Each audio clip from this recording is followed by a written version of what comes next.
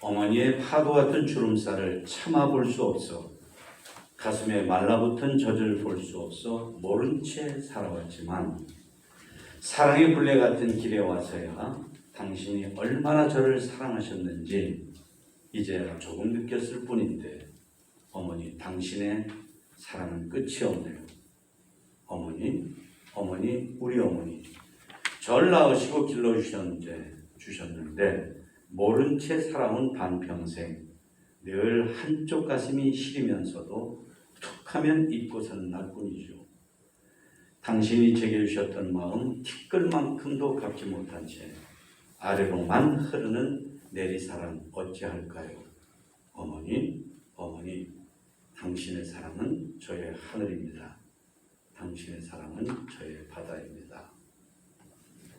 어머니가 되는데 아버지도 생각하면서 읽으면 좋을 김사랑님의 시인데 오늘 설교할 때 한번 읽어주시라고 우리 서창동 목사님이 골라주셔서 감사를 드립니다. 십계명은 하나님께서 사람이 지켜야 할 아주 소중한 도리를 10가지로 요약해서 하나님이 선택하신 이스라엘 백성과 하나님을 믿는 우리들 모든 사람들에게 주신 선물입니다. 십계명의 내용을 보면요, 1계명에서 4계명까지는 4가지인데 사람이 하나님께 해드릴 도리입니다. 그리고 5계명에서부터 10계명까지는 6가지인데요. 이것은 사람이 사람에게 할 도리인데요. 그 첫 번째가 사람이 사람에게 할 도리 가운데 첫 번째가 내 부모를 공경하라입니다. 오늘 본 말씀 신약성경 에베소 6장 1절에서 2절은 자녀들아 주 안에서 너희 부모에게 순종하라. 내 아버지와 어머니를 공경하라. 이것은 약속 있는 첫 계명이니 이로써 내가 잘 되고 땅에서 장수하리라. 이 말씀도 5계명처럼 부모님 공경은 예수님 믿고 구원받은 사람의 본분이고 하나님의 그런 복주심을 받으라고 하는 말씀입니다. 그러니까 공경은 다른 사람을 대할 때 사전에는 몸가짐을 조심해서 대한다는 것인데 당연히 거기에 마음이 따르지요. 그러니까 남을 대할 때 함부로 대하지 않고 특히 내가 정말 잘 해드려야 될 사람 앞에서 함부로 하지 않고 몸가짐과 마음가짐을 잘해서 하는 것을 공경이라 그럽니다. 받들어 모시는 거예요. 그러니까 하나님께서는 부모님을 대할 때 몸과 마음을 조심하여 받들어 모시라고 사랑으로 명령하셨습니다. 자, 오늘은 그래서 우리가 왜 부모님을 공경하고 어떻게 해야 되는지 하는 말씀을 여러분에게 전하고 말씀을 같이 나누기를 바라는데요. 우선 부모님 공경은 하나님의 명령이라는 것입니다. 같이 보실까요? 부모님 공경은 하나님의 명령입니다. 제가 부모님 공경은 하면 여러분은 하나님 명령입니다. 한번 해보실까요? 부모님 공경은 하나님의 명령입니다. 예. 현대인은 극단적이라고 할 만큼 이기적이고 자기중심적입니다. 그만큼 부모님을 대하는 태도 또한 옛날과는 다릅니다. 아마 몸과 마음을 조심해서 부모님을 받들어 모셔야 한다고 하면 귀찮게 여길 거예요. 이 시대, 이 사회가 어떤 사회인데 그런 말을 합니까? 안 어울립니다. 라고 반응할 것입니다. 하지만 오늘 보는 말씀들은 하나님께서 하시는 명령입니다. 군대에서 상관의 명령은 그냥 복종밖에 없을 것입니다. 없습니다. 그러니까 불복종하면 무서운 벌을 받습니다. 우리가 사는 시대가 이기적이고 자기중심적이어서 부모님 공경마저도 귀찮게 여깁니다. 그래도 믿는 우리는 하나님 명령이니까 몸과 마음을 조심하고 기쁘게 부모님을 공경해야 합니다.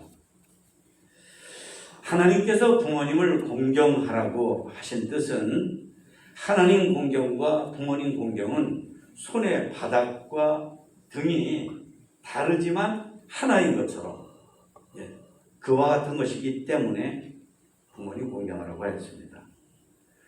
부모님을 공경하는 사람이어야 하나님도 공경하는 사람이 되거든요. 부모님을 경시하는 사람은 하늘 아버지 하나님도 당연히 경시합니다. 눈에 보이는 부모님을 공경해야만 눈에 보이지 아니하시는 하늘 아버지 하나님도 공경할 수 있기 때문에 부모님을 공경하라고 명령하셨습니다. 우주 만물을 지으신 하나님은 창조주이시기 때문에 우주와 역사와 인생을 통치하시고 경영하십니다. 그 가운데 하나님께서 가장 소중한 존재로 지으신 사람이 하나님을 공경하면 다른 만물도 사람을 닮아서 하나님을 공경하게 됩니다.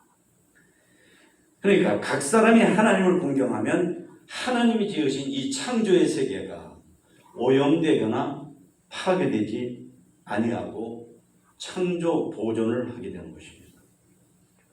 그러니까 그러면 하나님의 뜻도 그리고 하나님의 사랑도 하나님의 이 자연과 역사 사회도 하나님의 뜻대로 통치되고 경영되는 거죠.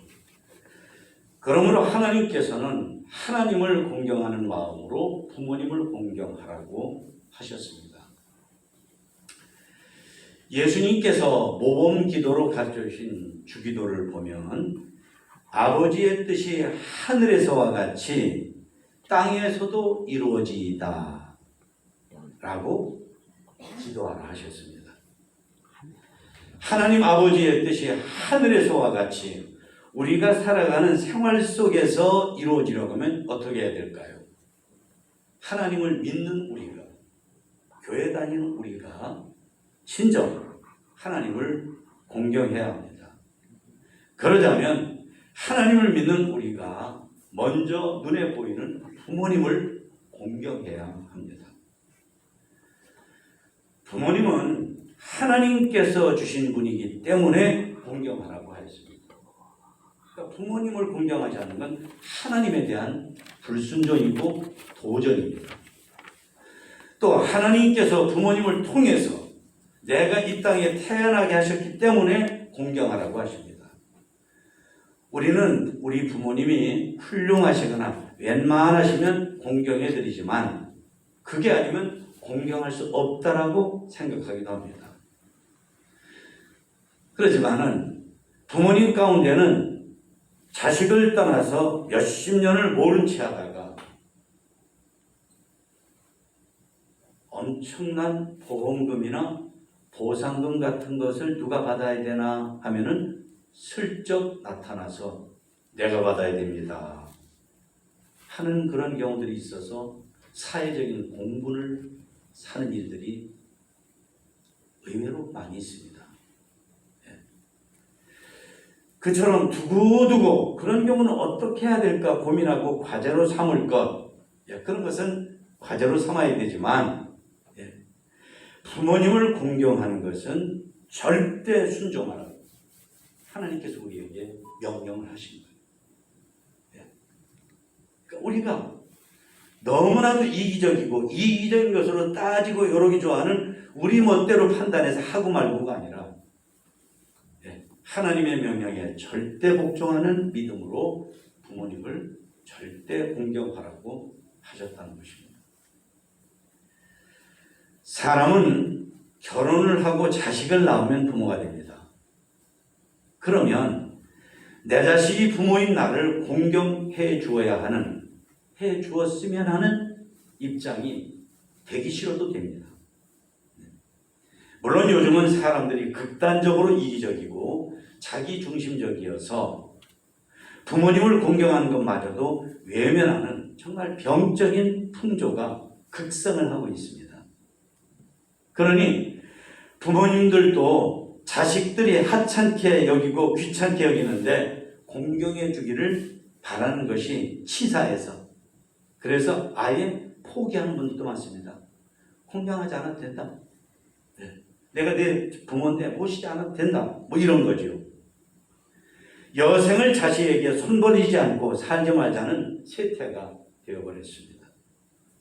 그런데 하나님께서는 우리 인간 사회가 아무리 타락했어도 하나님을 믿는 자들은 하나님께서 주신 부모님을 공경하라고 명령을 하였습니다. 이것은 영원토록 변하지 않고 지워지지 않을 진리이고 하나님의 뜻입니다. 자, 그 다음에 우리가 한번 생각할 것은 부모님을 공경하면 복주심을 받는다는 것입니다. 제가 부모님 공경하면 여러분들은 복주심을 받습니다. 해보시기 바랍니다. 부모님을 공경하면 그렇습니다. 10계명 제5계명을 보면 내 부모를 공경하라. 그래야면 내 하나님 여호와가 내게 준 땅에서 내 생명이 길리라. 내게 준 땅에서라는 것은 땅에서 비롯되어지는 모든 경제적인 것을 비롯하는 모든 것이 하나님께서 잘 되게 해주시는 복을 주시고, 내 생명이 길다는 것은 이 몸과 마음이 건강해서 행복하게 살게 해주신다 하는 것입니다. 자식이 부모님을 공경하면 당연한데 너무 당연하잖아요. 앞서 지금 말씀하신 것처럼. 그런데 하나님께서는 그 사람에게 경제적으로 풍성하고 몸과 마음이 건강하게 사는 복을 주시고만 약속을 하셨습니다. 평생을 말이죠. 이 말씀은 부모님을 공경하지 않는 사람은 그 복을 주시지 않는다는 것입니다. 에베소 6장 1, 2절 말씀도 10계명처럼 자녀들아 주 안에서 너희 부모에게 순종하라. 네 아버지와 어머니를 공경하라. 이것이 약속 있는 첫 계명이니 이로써 내가 잘되고 땅에서 장수하리라. 라고 하십니다. 부모님을 공경하는 사람에게 하나님께서 주시는 복을 예수님 믿고 구원받은 사람이라면 꼭 받으라고 하는 것입니다. 예수님 믿고 구원받은 사람이 천국 가면 끝나는 게 아니라 이 땅에서 삶이 본이 돼야 되는데, 모델이 돼야 되는데, 그 중에 대표적인 것 하나가 부모님을 공경해서 공경하는 자에게 하나님이 주시는 복을 꼭 받아라 하고 하나님께서 에베소 6장에서 말씀을 하십니다. 인생 사는 것을 보면 하나님께서 주신 복이 아닌 것으로 사는 사람과 하나님께서 주시는 복으로 사는 사람이 있습니다. 전자는 신앙을 버리고 교회도 안 다니고 사람과 신앙인이 지켜야 될 도리, 양심, 우정, 사랑, 겸손, 본분을 헌신짝처럼 내버리고 삽니다. 속이기, 술수, 폭력, 사람 사이 이간질을 그냥 식은 죽 먹듯이 합니다.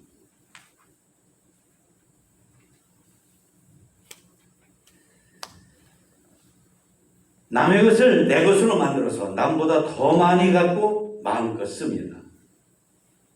이건 아무리 좋은 차를 타고 아무리 큰 아파트에 살고 아무리 백화점에 가서 물건을 마음껏 사고 외국 여행을 많이 다니고 그래도 하나님의 복이 아닙니다. 그건 악입니다. 많은 사람이 그것을 복이라고 억지를 부리고 살아가지만 그건 복이 아닙니다. 그와 반대로 하나님을 믿는 신앙을 제1로 하고요. 사랑과 신앙인이 지켜야 될 도리, 양심, 우정, 사랑, 겸손, 본분을 금쪽처럼 여기고 사는 사람이 있습니다. 때문에 하나님께서 요셉처럼 다윗처럼 가는 곳마다 이기게 하시고 형통하게 해주십니다. 이런 사람들도 요셉이 형들한테 인신매매를 당하고 애굽의 노예로 팔려가는 것 같은 어려움을 당하기도 합니다. 교회 잘 다니고 하나님 잘 믿는데도 어려운 사람이 있어요. 그런데 오래 지나고 나서 보면 하나님께서는 그런 사람이 당하는 그런 고난과 시련을 그가 복을 받는 높이로 올라가는 데까지 가게 해주는 계단으로 만들어주시고 엘리베이터로 만들어주신다 하는 것입니다.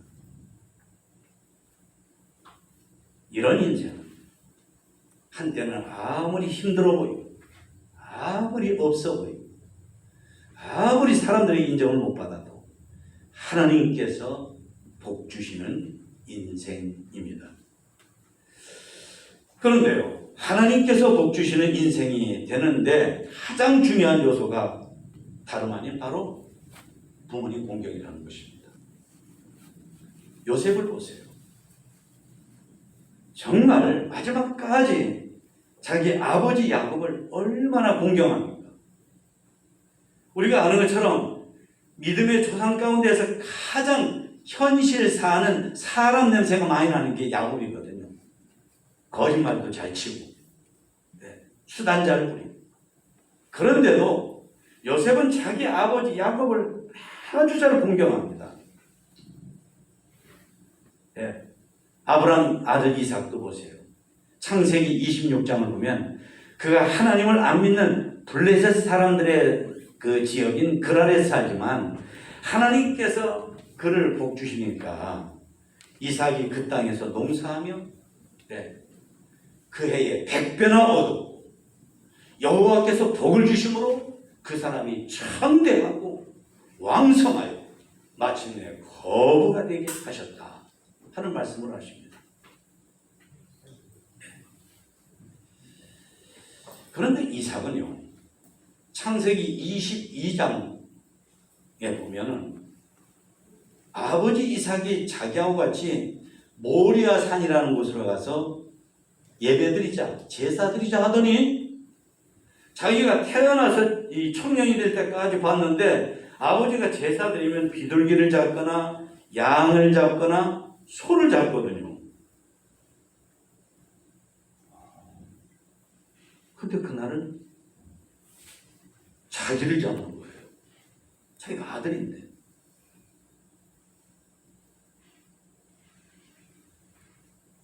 그런데 꿈틀거리는 정도나 단 한마디라도 묻기라도 하는 반응을 하지 않습니다.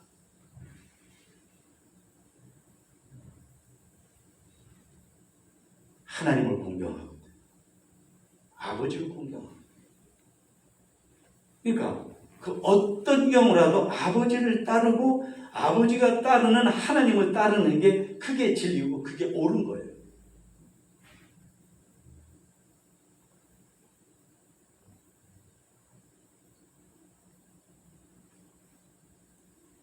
그러니까 하나님께서 요셉을 그렇게 복주시고 더는 낮아질 수 없는 노예의 신분에서 고대 대국의 총리가 되게 하시고, 다른 나라에 가서 이스라엘하고 사이가 안 좋은 블레셋 사람들이에요. 거기 가서도 그 땅 사람들이 다 부러워할 정도로 잘 살게 존경받게 복을 주십니다. 그러니까 우리는 부모님 공경을 즐겨 힘써야 됩니다. 그래서 복을 받아야 돼요. 반드시 복 주시거든요. 또한 내 자식들이 나처럼 부모님을 공경해서 복을 받도록 가르치고 본을 보이는 인생의 훈련과 교육을 힘써야 됩니다. 이것은 선택사항이 아닙니다. 하나님의 명령입니다. 절대 필수입니다.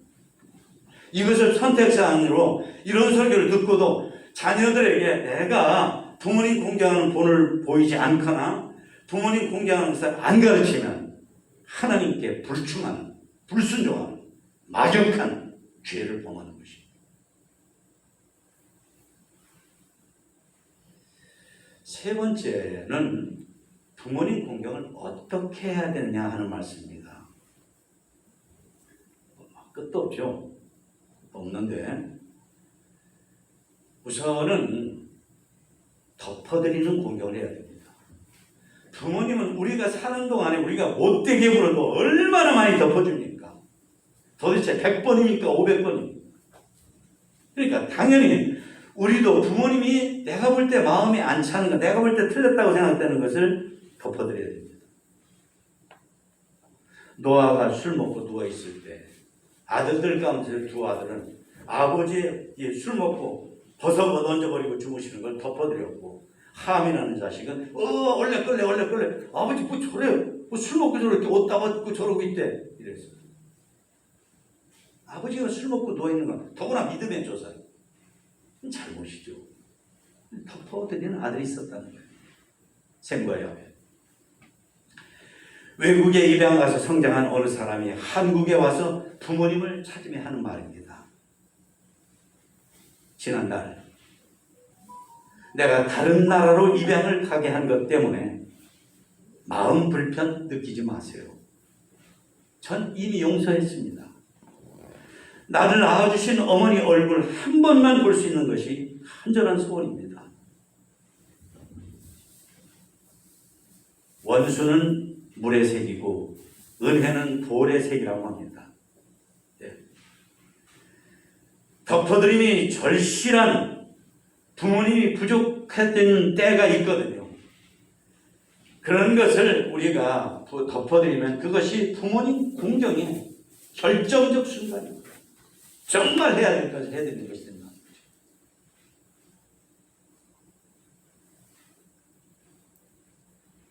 그거 안 하면 부모님 공경은 그림의 떡입니다. 부모님 나한테 잘할 때만 나도 공경한다고 하는 거예요. 이거 못할 사람이 누가 있어요? 이것도 안 해서 진승만 못한 사람이 있다고 하는 말도 있는데, 네. 근데 부모님이 부족할 때, 잘못했을 때, 내가 화날 때 부모님이 잘못했어. 그랬을 때 내가 덮어드리는 것, 이거야말로 부모님 공경입니다.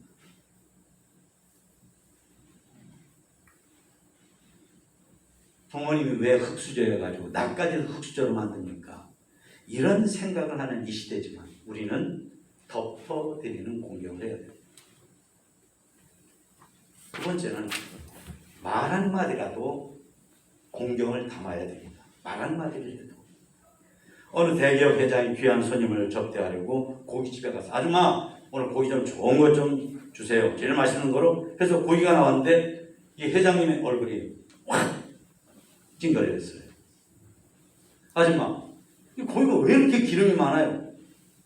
순간 냉장고 문을 열면 분위기가 싸해졌습니다. 그때 여주인이 다가와서 던진 말이 회장님의 마음을 녹였습니다.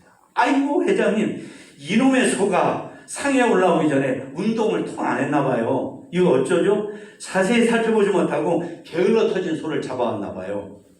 네. 그런데요, 운동하는 소가 고기가 부드럽기는 해요. 그러니까 화가 났었던 회장님이 푸아 하고 웃어버렸어요. 초대받은 손님도 거들어서 회장님 괜찮습니다. 이거 먹고 우리가 운동을 좀 더 열심히 하면 되죠. 네. 다 웃었고 팁도 두둑했습니다. 그렇습니다. 부모님께 그 고깃집 주인처럼 말을 해드리면 그게 공경입니다. 말 한마디가 분위기를 풀어줘야 되는 그 순간에 부모님을 위해서 내가 먼저 이렇게 부모님 마음을 편케 해드리는 말을 해드리는 거죠. 그 잘못이 누구에게 있든지 간에 그건 상관할 게 없어요. 분위기가 경직되면 그것은 일단 모두에게, 그리고 부모님에게 불편이거든요. 그걸 풀어드리는 말을 하는 거예요. 말 한마디로. 고깃집 여주인의 말에 웃어줄 회장님처럼 부모님께 웃어드리는 것이 좋은 부모님 공경이라고 하는 것입니다. 자식이 찡그리고 인상 쓰고 얼굴색이 안 좋게 변하면 고스란히 부모님의 아픔이거든요. 세 번째는 별로 삼고 공경해야 된다는 것입니다. 어머니 소개하는 식기를 보니까 다는 아닙니다. 인생의 비극은 목표에 도달하지 못한 것이 아니라 도달할 목표가 없는 데에 있다. 했습니다. 도달할 목표가 없는 것은 목표를 삼은 게 없는 거죠.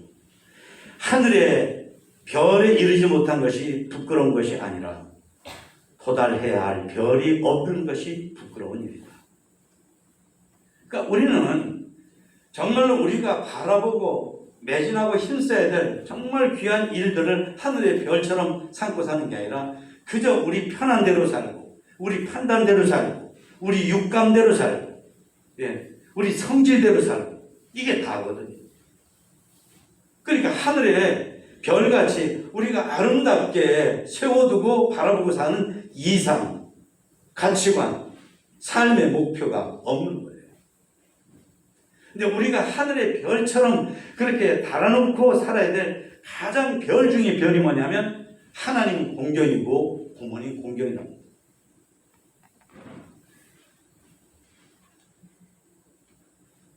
부모님 공경 별로 삼고 해야 된다는 것입니다. 우리는 마음에 무엇을 정한 만큼 거기에다 그 어떤 것을 쏟아가며 사는 게 우리 인생이거든요. 별이 아닌 것을 별처럼 바라보고 그것 때문에 수단 방법 부리고 이런 게 아니고 정말 별로 삼아야 될 것들. 하나님 공경, 부모님 공경이죠. 마지막입니다. 주 안에서 공경해야 합니다. 부모님 공경이 소중하지만 하나님 공경보다 더한 것은 아닙니다. 믿지 않으면 믿고 구원받으시게 해드려야 영원한 부모님 공경, 진짜 공경입니다. 근데 사실은 아직까지 예수님 안 믿어요. 교회 안 다니고 하나님 안 믿어요. 신앙이 없어요. 근데 정말로 부모님을 정말로 전인격적으로 잘 공경하는 사람은 그 사람이 믿으면 1등으로 잘 믿습니다. 부모님 공경의 공식이 그대로 하나님 믿는 대로 적용이 되거든요. 여담으로 말씀드립니다. 건강이 없어서 죽어가는 사람한테 억만금을 준다 해도 웃지 못합니다. 죽는데 억만금이 무슨 필요가 있어요? 그런데요, 영생 복락하는 하나님 나라에 못 들어가면 죽은 사람한테 억만금 필요 없는 것처럼 다 쓸데없는 것입니다. 그러니까 우리는 믿지 않는 친구한테 전도해야 돼요. 믿지 않는 사람들한테 전도해야 돼요. 특별히 가정에서 믿지 않는 부모님께 전도해야 돼요. 전도도 정말 부모님 공경함으로 잘해야 돼요. 그래서 부모님의 마음에 녹아지도록. 제가 아는 어느 분은 그런 분 계십니다. 며느리가 하도 잘해가지고 며느리가 너무너무나 잘해서 시아버지가 조금 이렇게 점수를 많이 잃은 분이거든요. 술 잘하고 뭐 이런 것들은 사람이 해서 안 될지도. 그런데 며느리가 잘했어. 얘야, 나 너 때문에 교회 다니거든. 나 너 때문에 예수 믿는다. 나 좀 이렇게 이끌어다오. 나 좀 인도해다오. 이런 분이 계십니다. 사랑하는 성도 여러분, 저 여러분 모두가 바로 그런 부모님 공경의 주인공들, 하나님의 복주심을 받는 주인공들.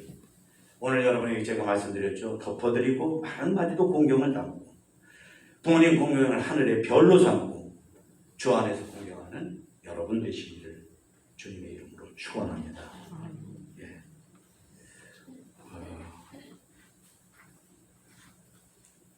이 시간에는 우리 어버이들 되시는 비교적 어버이 중에도 연세가 높으신 분들에게 선물을 드립니다.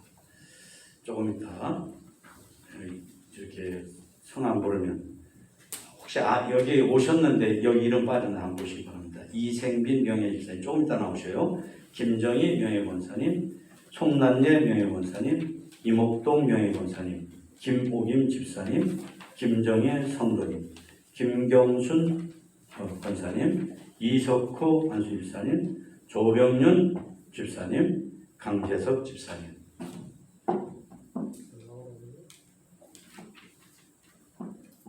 김순희 권사님, 김순남 권사님. 조금 이따 나오셔요. 제가 좀 글 하나 읽어드리겠습니다. 어버이날 감사 제가 적어본 것입니다. 가슴 이리도 뭉클한 어버이 주일 어버이날에 아무리 생각해도 하늘 두루마리 삼고 바다 먹물 삼아도 다 쓸 수 없는 하나님의 사랑 말고는 어버이 그 사랑 그 은혜 견줄 건 무엇도 아무도 없습니다. 귀하신 어버이 주신 하나님 은혜 무한 감사드립니다.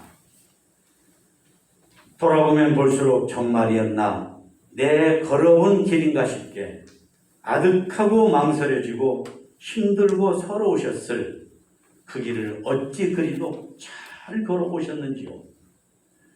그 길 발자국 좌우마다 하나님 섬기신 자식 위에 희생하신 교회를 세우시고 이웃 사이에 돌보신 사랑의 사랑 희생 흔적 주님 가신 십자가 발자국 꼭 닮으셨습니다.